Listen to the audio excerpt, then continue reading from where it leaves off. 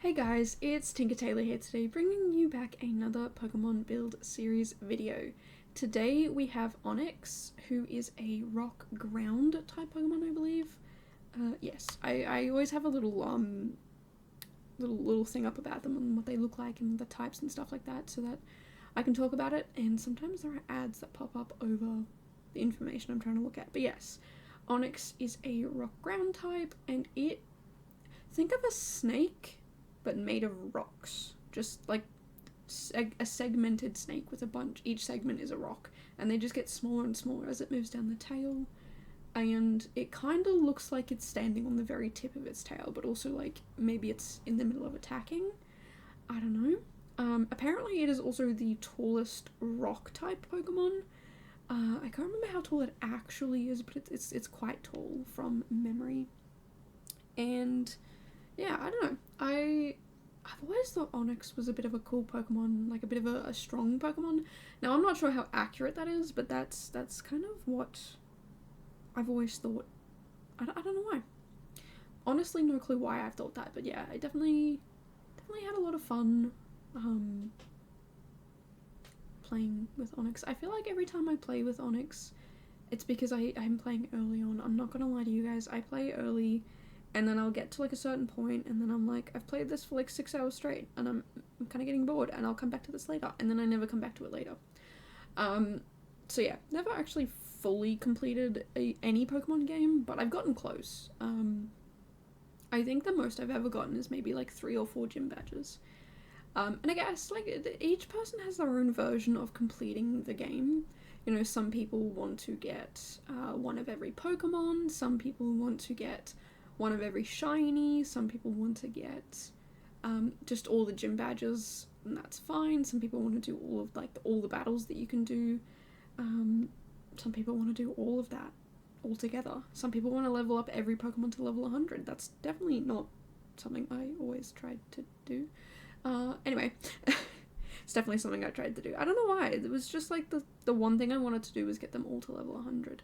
And I would use it's like the XP sharer. I can't remember what it was called, but basically, yeah, like if you had a Pokemon in your party holding it, it would get the XP, and I would basically just change it around so that I would put my strongest Pokemon first and obviously use that, but then my like the lowest level Pokemon I would give it to, and then it would give the XP to that. But I'm pretty sure there was also one that did it for all of your party.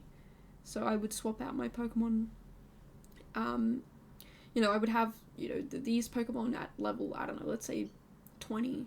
And if it reached level 20, then I would swap it out for something that hadn't reached level 20 yet. And then I would basically just keep cycling through that. And once everything hit level 20, which I don't think every Pokemon I ever had did, but, once they got to level 20, then I would go up to like, okay, let's go to 50 or whatever. And I would just keep cycling through those brackets, I guess.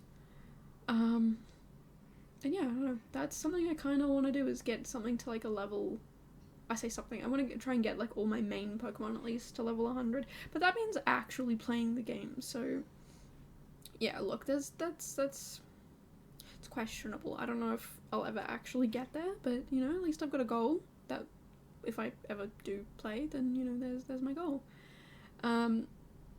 And yeah, Onix is probably one that I did play with a little bit. My problem is with the starters for Gen 1, I would constantly go back and forward.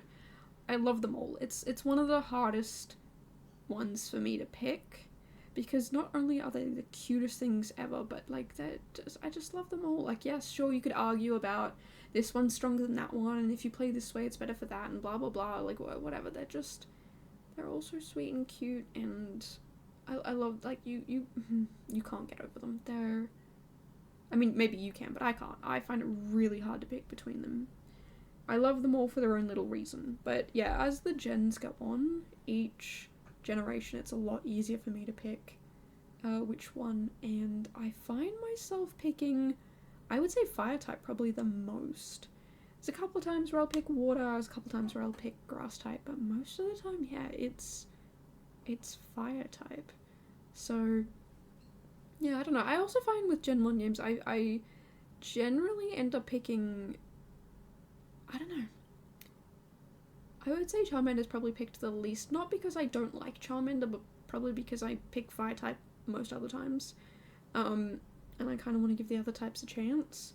But yeah, each time I go back to play these games, I do pick a new starter for Gen 1 games. It's just, how could you not? How could you not have them all? I wish, I would love for, in real life, do you know how cool it would be? I was talking to Onion, my roommate, about like which Pokemon you would have and like in real life and which one would be the best for you and things like that, and then like, oh, like because of like where we live now, we would probably have these types, but if we lived over here, we'd probably have those types, and in the end, I feel like I'd have them all. I feel like I would have, not all of that, like obviously not the giant legendaries and things like that, but like, if there was one that's just a cow, like a plain old cow, I would absolutely have that. I'll be honest with you guys, I don't know all the Pokemon. I haven't played all the games or looked at all the gens or watched the whole series.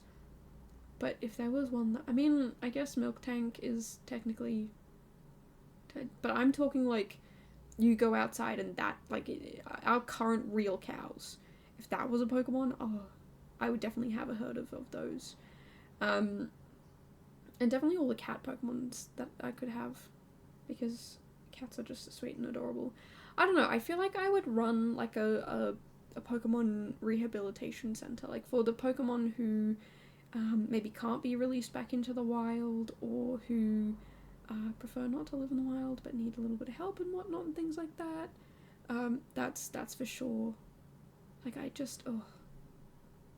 I love animals and I want to be able to help them as much as I can, but I also don't want animals that are meant to be in the wild, you know? Like, I don't want, you know, like, do you know how cute it would be to have a monkey run up to you and hug you and just be like, you know, recognize you and want to be around you and things like that? But monkeys belong in the wild, so I'm not going to do that. So, I mean, obviously there are monkeys who would not survive in the wild, and maybe one of those, but also those animals take so much time and effort and energy to care for, and yeah, I just want to make sure that I'm giving the animals I have the best life that they can have, so perhaps not.